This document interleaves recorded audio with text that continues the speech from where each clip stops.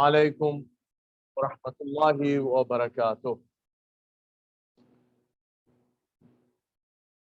Today is the fourth class, and like I've said in my earlier sessions, that if we do not build brick by brick, we miss anything, then what's going to happen is that later on, the subject is going to get really complicated. Therefore, today is the fourth class, and I'd like to summarize the three classes that have, the previous three classes. Therefore, I'd like to share with you the notes that I have made for you. It took me a whole day to make these notes, but if you've got these notes, I'll share them with you also in the group. So if you read these the 2 or 3 pages that I've written, it will summarize, not only summarize all of the things that we have learned so far, but also make everything easy for you as we go along. So if we share it on the screen, Brother Jaffrey, I'd like you to share that on the screen, please. Yeah. So I'm just while doing he's it. sharing it, it's a something that I've made on the Microsoft Word, and as the lessons go along, I'll keep on sharing these kinds of notes with you. There it is. Now, the revision of what we have learned so far. The topic or the subject that we are learning is Sarf, and I'm just summarizing the whole thing everything that we've learned. There are 3 kinds of words: is, fail, and harf. Harf is a particle. It doesn't have an independent meaning and has to depend upon other words in order to have a meaning. For example, the words like ila, ma'a, min, ila, fi, or ala. Ila, as you know, means to. Like, for example, when I say from this place to another. But if somebody just says to, you won't know what he's talking about. Similarly, the other word ma'a. Ma'a means with. So if somebody just says the word with, it's only natural that you would say with what? Or min, which means from. So unless somebody says the whole sentence like minal Medina ila Makkah, from Medina to Makkah, only then you would be able to understand what that min really means. And then you have the word ila, fi, and ala. So I've given an example later on in the notes that you would I would share with you. If we say ala, we won't understand unless it was in a sentence like jalastu ala al-kursi. Jalastu means I sat upon or on the chair. Therefore, if it was just for that word to be alone, and if somebody had just said Allah, you won't know what he's talking about until it was supported by other words that come along with it. Right. So therefore, since the basic structure of harf, the word harf, can never be changed, you can never change the structure of harf. Like, for example, ila, ma'a, min, all of these words that I've shared with you, you can never change its structure. It will always remain the same. And also, it has never been derived from any other word. Therefore, we are not going to discuss this in ilm sarf, because ilm sarf basically talks about the words, the changes that are made upon the words. Now, ism and fail all have independent meanings. For example, the word Hussain is an ism. Ism is a noun and the name of a person, right? So it has an independent meaning. Somebody says Hussain, a person comes to your mind. You do not need any other words to support the meaning of that word. Likewise, if I give you an example from fi'al, the verbs, the word kataba is a fi'al or a verb and means he wrote, which is singular also and also masculine. So if you see the word kataba, you would know, if you knew the meanings, you would know that it was a male person who wrote something, a singular male person who wrote something. So therefore, it has an independent meaning. Fail and ism also have the tendency to change into other words by becoming from plural, from a special pattern that they have. Like I'd given you the examples in my early lectures, like rajul is singular and rijal is plural. So since ism and fail have the tendency to change themselves from one word to another in a systematic pattern, in a systematic way that is governed by rules of ilm sarf. Therefore, we're going to discuss only ism and fail in ilm sarf, right? Now, for the above given reasons, I've written that down. For the above given reasons, ilm sarf is a study of words upon whom changes have been made, right? And also you could understand the meanings and the origins of this word, if it comes from fail or is. Now, the other thing that we learned about words is that all of the words are either jamid, which means the root word. Jamid itself means root word. So all of the words from ism and fail are either jamid or they are mushtaq. Mushtaq means a word that has been derived from another word, which necessarily does not have to be jamid. What I mean is that if you find a mushtaq word that is derived from some word, that word which it has been derived from does not necessarily have to be jamid. That word itself could have been derived from another word. Therefore, if you have jamid and then you have mushtaq, all of the words that belong to a single family are called kalamatul mutanajis. For example, ilm, alim, ma'loom, muallim, muta'allim, so on and so forth. If you see what's common in them are the three basic root words. Ain, lam, and mim. These are the basic three letters.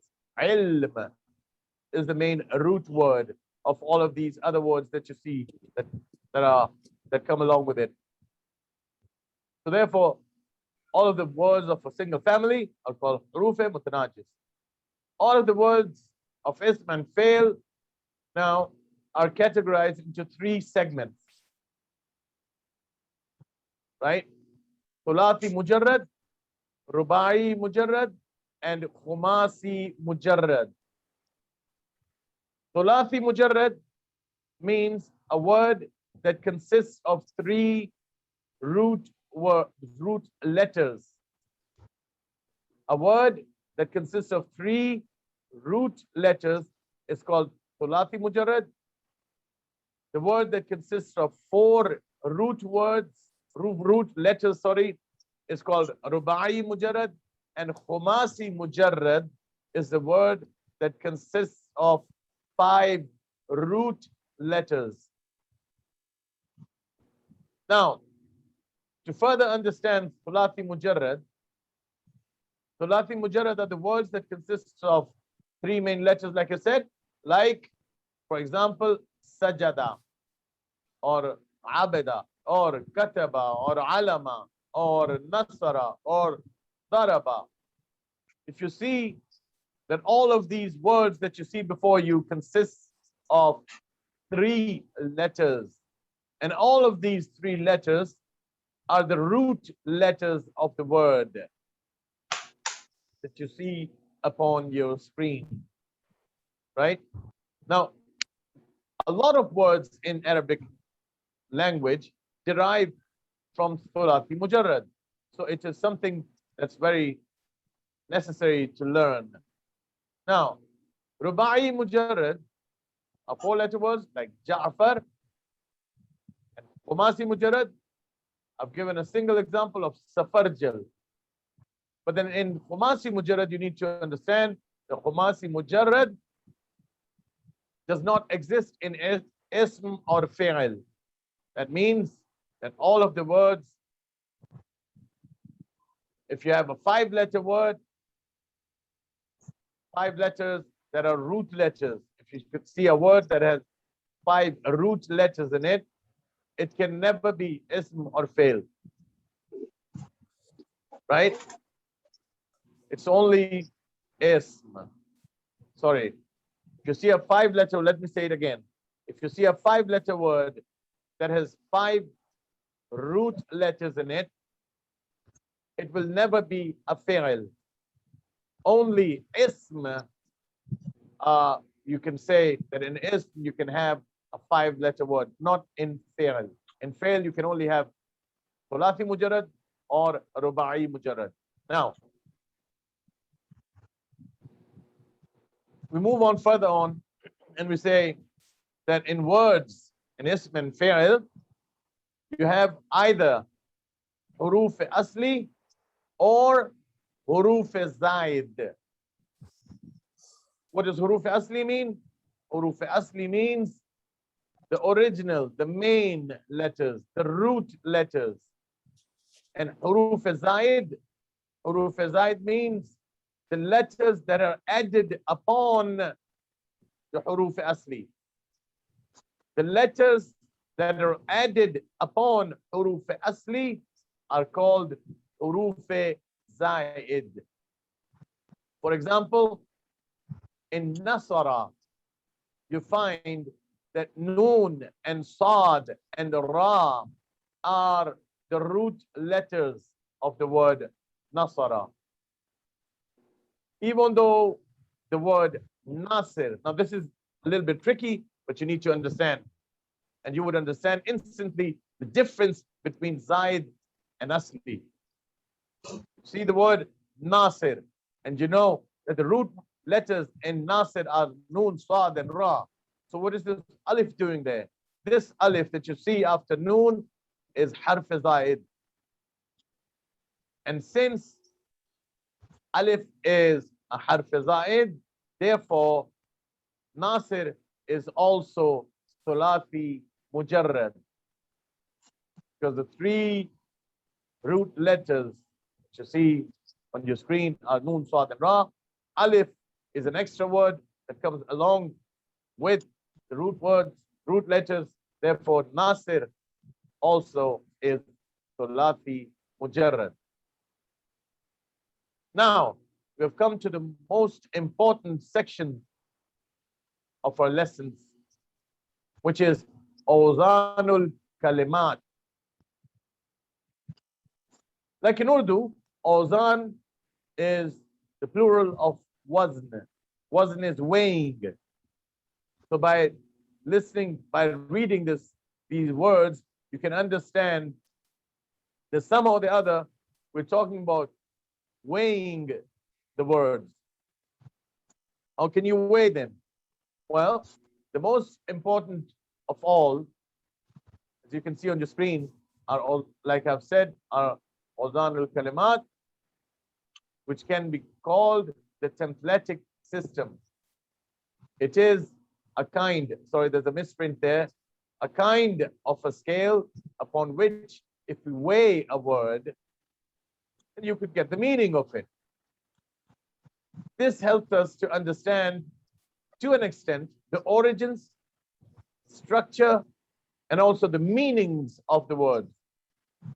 This scale consists of the letters fe, fa, ain, and lam, which come from the word fi'l. And fi'l, as you know, means action.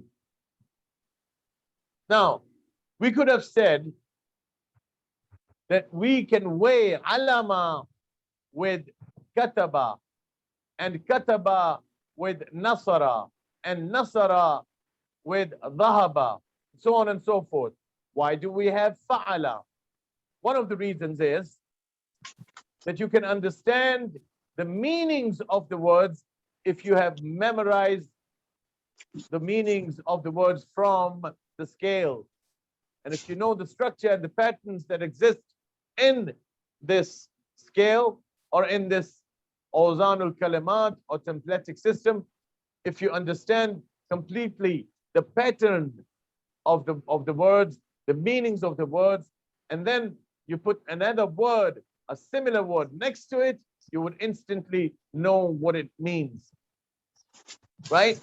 So as I've said, the letter fa is called fa'ul fail, and the letter ain is called ainul fail, and the letter lam is called lamul fi'l. When we see any word, we need to match it exactly. Now, this is the system that we need to learn. When we see a word, we need to match it exactly the way it is with the word of the exact same characteristics on the scale of the templatic system. The word fail on the scale of the templatic system means the doer of an action, like I already said.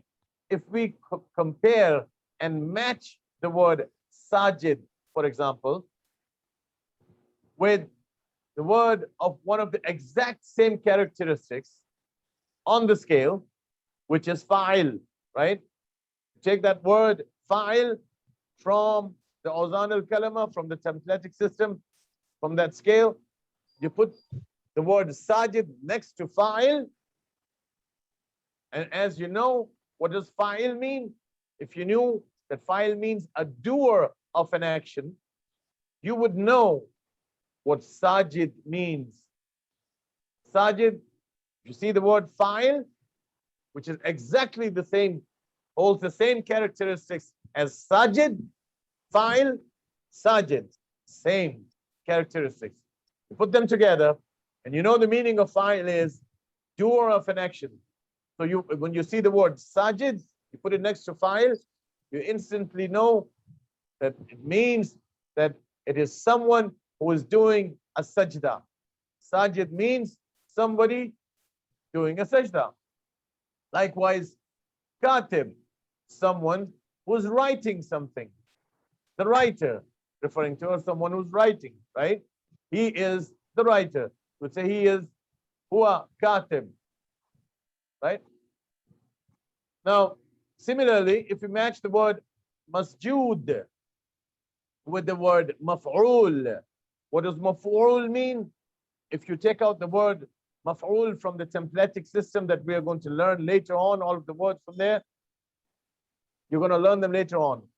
But now, just to make you understand, if you take one word maf'ul from the templatic system and you put it next to the word masjood, or you take masjood, for example, and you find all of the words from the templatic system and you see maf'ul is the same as masjood, and you know the meaning of the word maf'ul. If you do know the meaning, maf'ul means that the thing upon which the action was done. Therefore, if we see the word masjood, we know that the thing or place upon which the sajda was done or made. Now, there is a special mechanism how we do the matching. Now, this matching system of, matching one word with the words on the templatic system, it is done through a scientific way, taught, as I told you, by Amir al-Mu'mineen alayhi salam. We match all of the root words, the root letters, with the same order, with fe, ain, and lam. For example, the word nasara will be matched in the same order. Fa'ala. Like we did not say rasana or la'afa. No, the word is nasara, and we match it from the words that we see on the templatic system, and the word that comes to match with the similar and the same characteristics is fa'ala. Right? Fa'ala means that he did something. Right? He did an action. Fa'ala. And we put it next to nasara. Nasr means to help. And if you put that word nasara, not nasr, nasr itself means to help. And we put nasara next to fa'ala. Fa'ala, what does fa'ala mean? Fa'ala means that one male person did something, an action. So nasra, it's only obvious that we derive the meaning. The meaning is obvious. Nasara means that he helped. One male person helped. He helped. Nasara. Right? What did we do in this word? We put the noon where fa was, or we put the fa where the noon was, and we exchanged the sad with ain, and we exchanged or matched the ra with lam, and we came up with this word fa'ala, which is the same as nasara. Now, we are coming to the end of the session. Really quickly need to understand the few other characteristics as well. When we are matching, suddenly we come up with a word that has an extra word with the root word, harf zaid, right? What do we do then? We repeat that extra letter. If you see a harf zaid with harf asli. Now, until now, I showed you the words nasara, which did not have any harf zaid. What do you do if you come across a word that has an extra letter in it? Well, you repeat that extra letter as it is. For example, Nasir or Alim. You put that with the word Fa'il. And you see that what you have done is that you've repeated the Ain with Fa, and Alif is extra, so Alif remains the same. Lam is repeated, Ain is repeated, and Lam is repeated. Not repeated, sorry. Alim, only Alif was repeated. Nasir, only Alif was repeated. Katib, only Alif was repeated. The rest is replaced with Fe, Ain, and Lam. We also need to repeat all of the signs of the vowels that we see on the scale in the exact same manner, the same exact pattern. For example, the word Nasra, there is a sign of Fath on Noon, right? And we need to do the same with Fa. We will put a Fath sign on top of Fa. And then we put the same on Sad, you see there's a Fath sign, so we repeat it, and we put the Fath sign on Ain as well. And similarly on Ra as well, and Ain as well, right? So we come up, once we are matching, these are the rules to engage. These are the rules that you need to follow. You need to repeat all the vowels. Now, what happens if a letter that is the same as the root letter and repeats itself? Then the same needs to be done on the scale as well. For example, the word Jal Baba.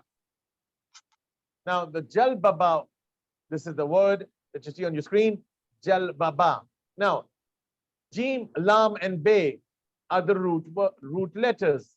But then you see Ba, an extra Ba, that is the same as the root letter, but it is actually not the root letter. It is an extra letter. but the same as the root letter. So what do? You repeat that in the same pattern. You repeat it on the scale, and you come up with the word fa'alalla. You repeat the last ba with the lam.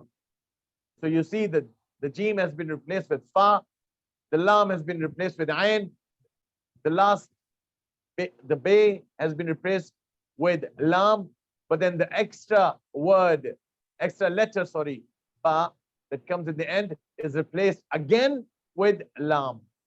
So if you see an extra letter that comes along after the same original root letters, then you need to repeat the lam in the end. Now, the last but not the least, if a root letter is omitted from or deleted, for example, from a root word, then what do? We do the same on the scale. For example, the word qul. Qul means say. It is somebody like ordering someone. Speak, say something. So you'll say qul, right?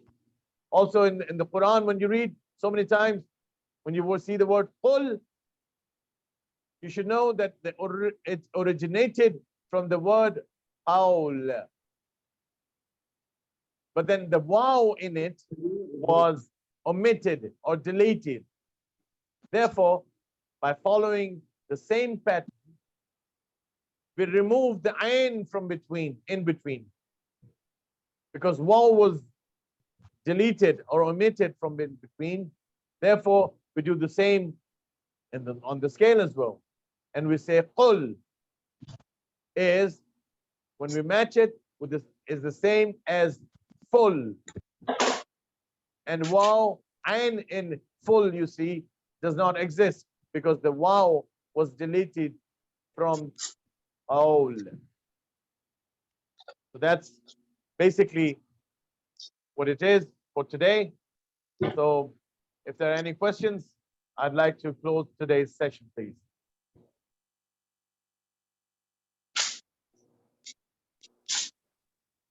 And also, I'd like to ask all of you to, I'll share these questions. The notes that I've made today with all of you people, and I'd like all of you to read them and go through them. And then once you do that, inshallah, you'll understand even further all of these, the things that we've learned so far. Are there any questions, please? That's it. I think there are no questions. Salawat ba Muhammad wa ali Muhammad. Allahumma salli ala Muhammadin wa ali Muhammad. Dear brothers, wassalamu alaikum wa rahmatullahi wa barakatuh. Thank you very much, Akhajan. Folks, I've shared the document on the WhatsApp group. So if you have any questions, you can always later on come back on the group, the Grammar for Quran WhatsApp group, and you can raise the questions, and I'm sure Akhajan will be able to read it and later on respond on the next lecture. So we'll meet again on Wednesday, 9:30 p.m. same time. Till then, you all have a good day, good afternoon, good evening, wherever you have dialed in from. Wassalamu alaikum wa rahmatullah wa barakatuh wa ya